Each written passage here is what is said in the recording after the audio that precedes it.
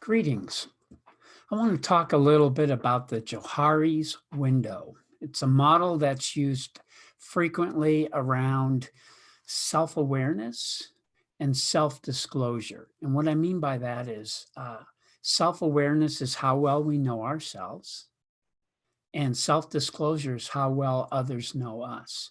So I'm going to bring up a PowerPoint and walk you through the model just so you kind of have an understanding of it.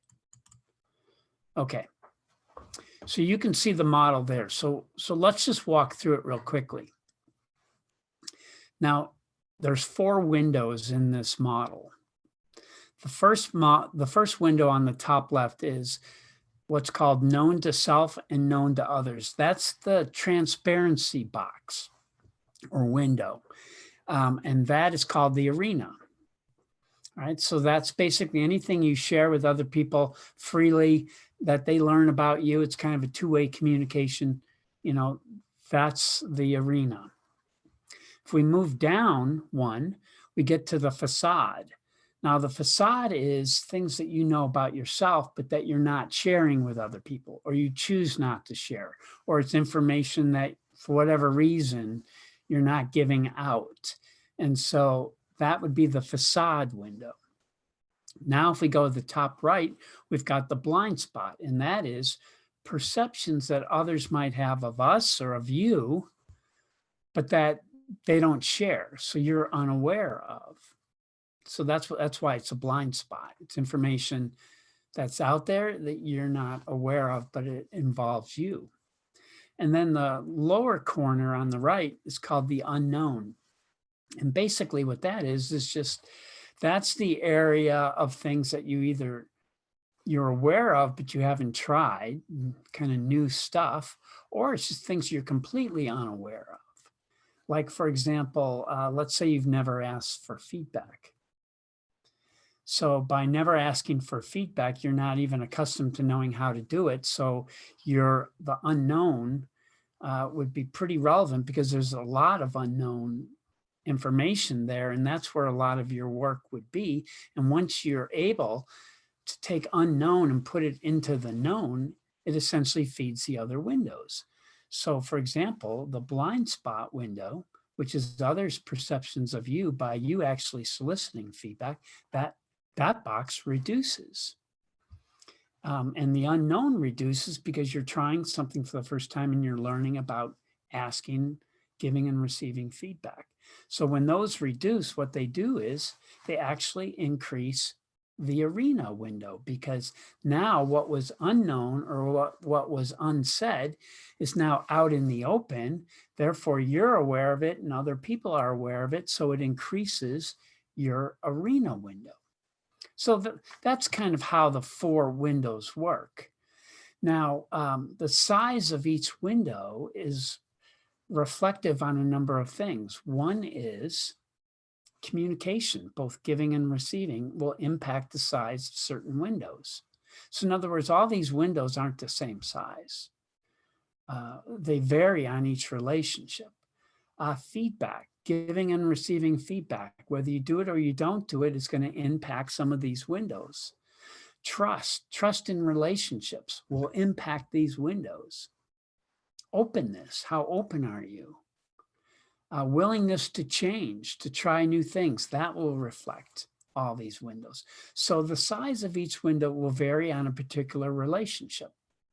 I would say that there's people's general perception of you, and you could use the Johari's window to kind of have a generic of what most people see, but then you could break it down to each individual relationship and it's going to be different.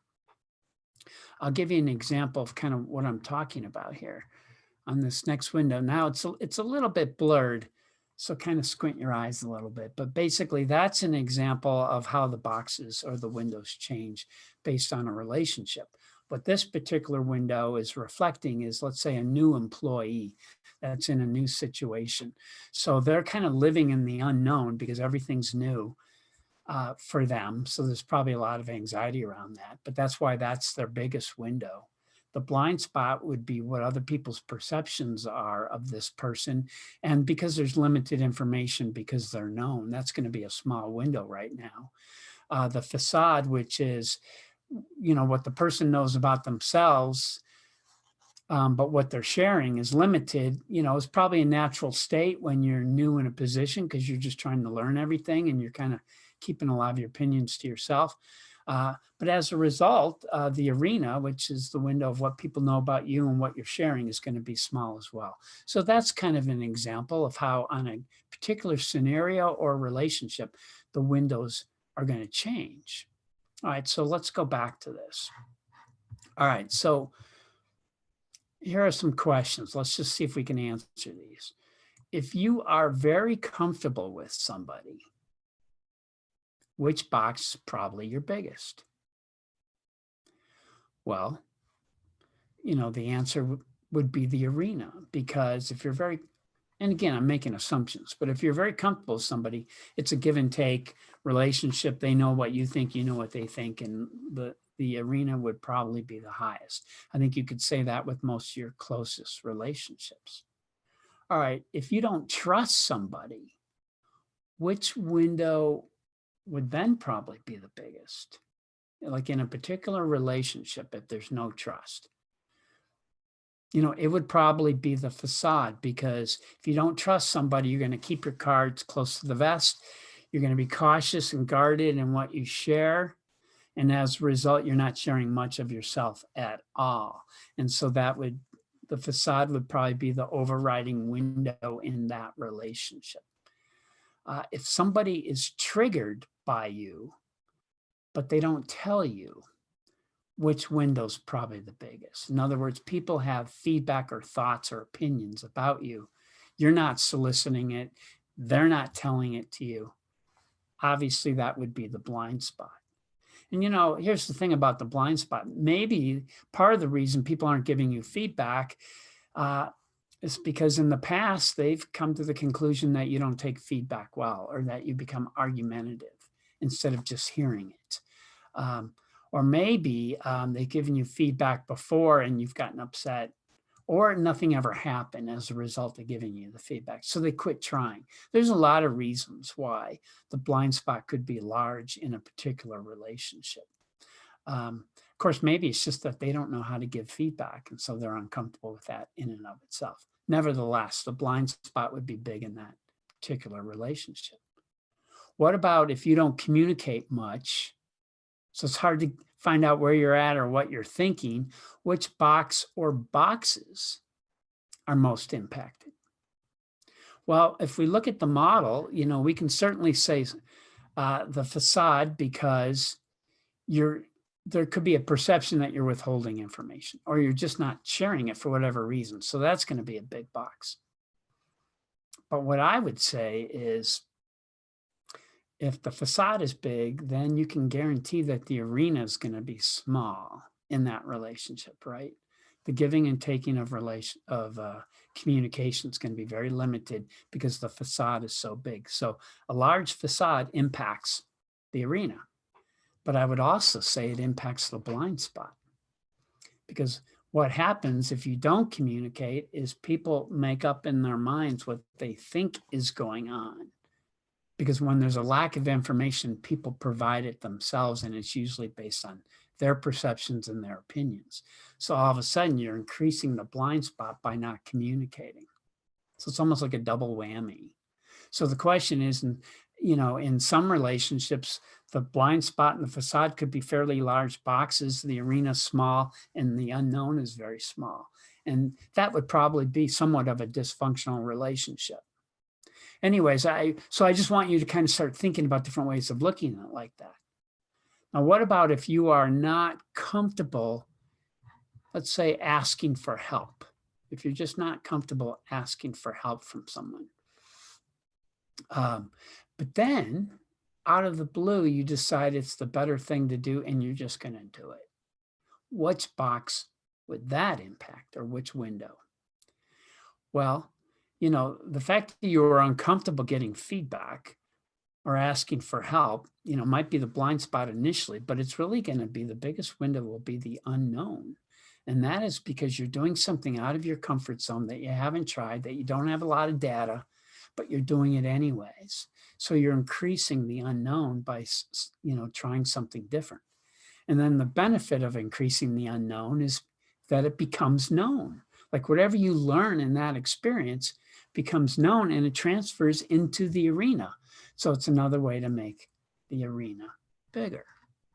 All right, so I'm hoping this is all making sense on how these windows work. So let's go back to the original definition of leading from within. And I want to ask you, okay, so here we are, especially that last part. So that what people see on the outside is a reflection of who you are on the inside. So in other words, how you're showing up on the outside is a reflection of who you are on the inside. So if, let's just say that we buy into this model, this concept, that would be effective leadership, because it's really the essence of authentic leadership, is what you see is what you get. So if that's the definition and we buy into that, the question is which window panes should be our biggest window if that's what we're agreeing to do? So let's go back to the original model. Where's the work, in other words, in order to make what you see is what you get? Because what we're really saying is that authentic leadership is about increasing the arena window. It's actually living in the arena window, be it work, personal, or whatever. So if you're going to have your arena the biggest window, where's the work? Well, what does it mean for the facade window? It means sharing more about yourself and what you're thinking, and maybe even over communicating a little bit. And that's the way to reduce the facade window. What does it mean for the blind spot? Well, the blind spot means having less blind spots. The only way to have less blind spots would be if there's two-way communication and feedback between you and all the people, be it at work or in your personal life. In some cases, that's going to require you to solicit feedback, which might be uncomfortable, which is the unknown.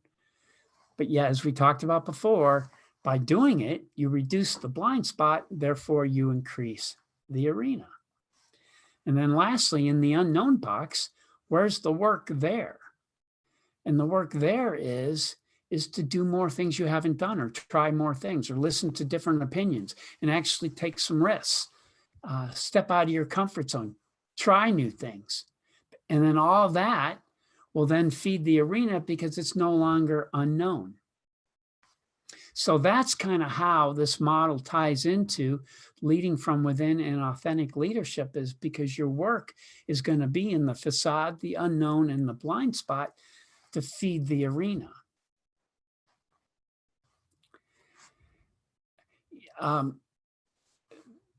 So I guess to sum this up is that the more you know who you are and what you want and how you're showing up and how you want to be, which is really the nature of this class, the work will be reducing the facade, the unknown, and the blind spot. This class is designed to kind of have all four windows in play throughout the class. Like there'll be moments when you'll get a chance to provide feedback to a fellow participant, or they're providing feedback to you, or you're sharing something that's uncomfortable sharing. And so you're experimenting with the unknown, but you're also using other windows like the facade to share more, even though it's uncomfortable. It came from the unknown, and all of a sudden the arena is enlarging. Or someone's giving you feedback, and instead of you maybe debating with them, they're actually taking it in. That's hitting the unknown, and also the blind spot is being reduced because you're accepting feedback, but you're also hearing it, and then that ultimately increases the arena. So all of the work in this workshop and well outside of this workshop will be how to increase the arena. That's how you become an authentic leader. So I hope that kind of gives you a better sense of what we're talking about. And let me see if I can, all right, I'm going to stop sharing here. All right, so Hey, we're back. Anyways, so now you're ready to answer question 1B, because you can then kind of think about in general, how are you showing up and how you're perceived and where your work is. All right, so thanks for listening to that piece, and we'll see you in a little bit.